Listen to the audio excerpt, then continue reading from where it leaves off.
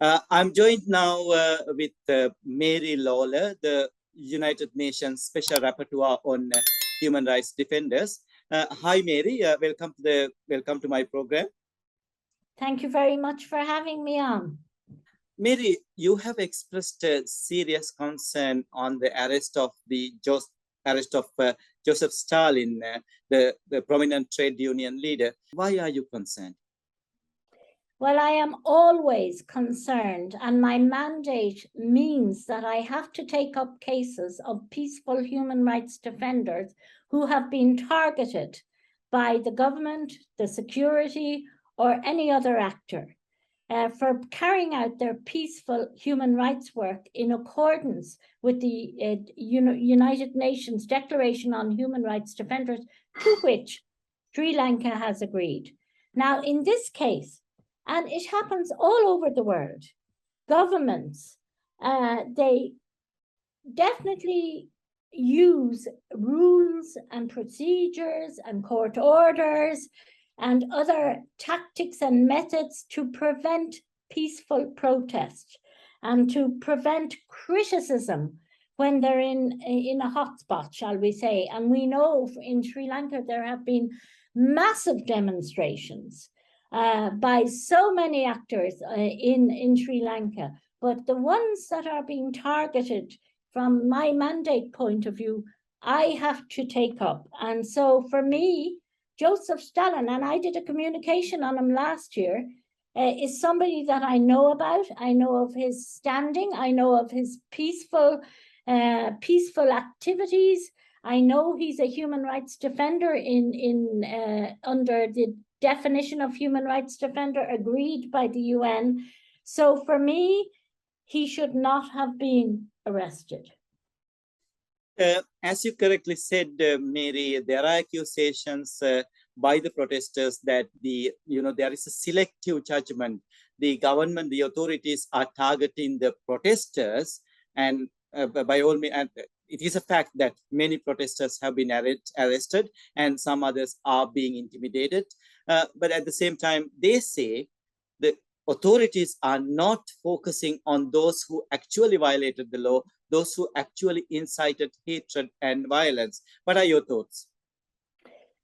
Well, I know I have written to the Sri Lankan government 9 times since I took up this mandate on human rights defenders who've been targeted. So Sri Lanka is a country, and I know from my long-standing experience, I have 40 years experience in working on human rights, and 20 of them have been with human rights defenders.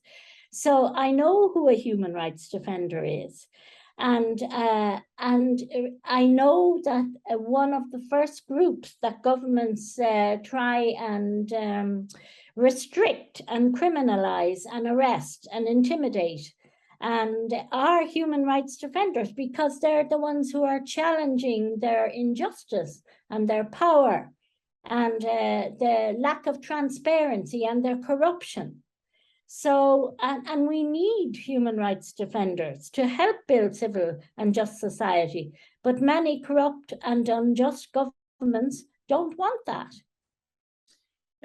International human rights organizations like Human Rights Watch, as well as international academics, as well as Sri Lankan civil society organizations and activists have all raised concerns about the perceived oppression against the protesters, peaceful protesters. But apart from expressing concern, what would or should the international community do?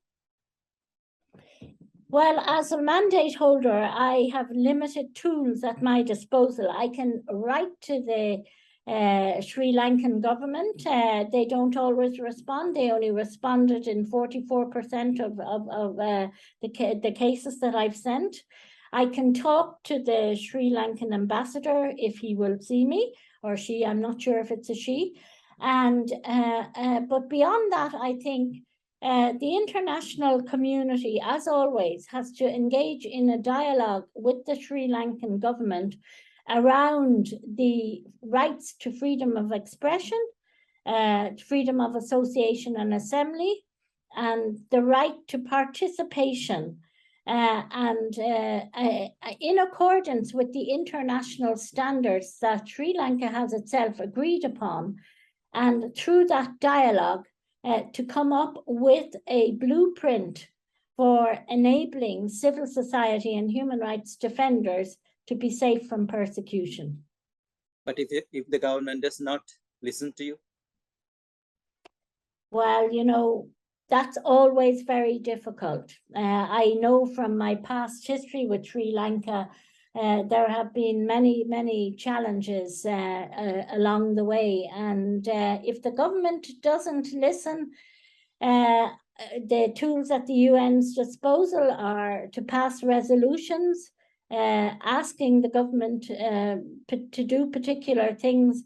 But beyond that, I mean, it takes the will of the member states of the UN to actually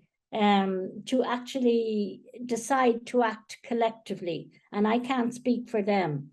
On the other hand, it takes civil society in a country to bring about change, to agitate for change, to mobilize for change against injustice.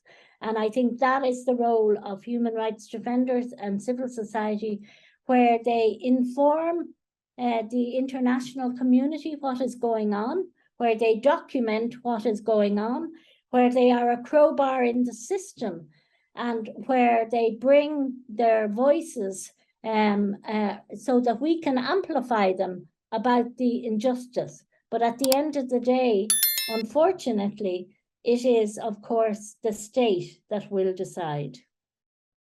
Thank you very much, Mary.